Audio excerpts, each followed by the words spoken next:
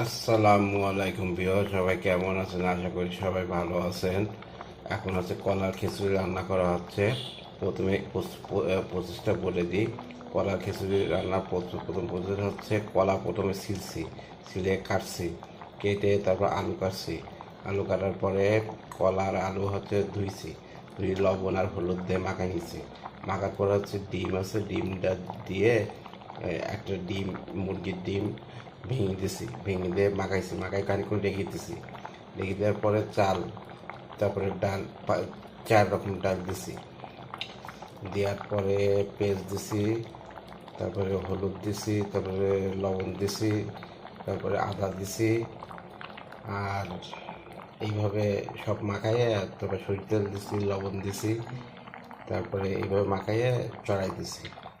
প্রথমে হচ্ছে সব কিছু মিশে পানি দেওয়ার আগে হচ্ছে প্রথমে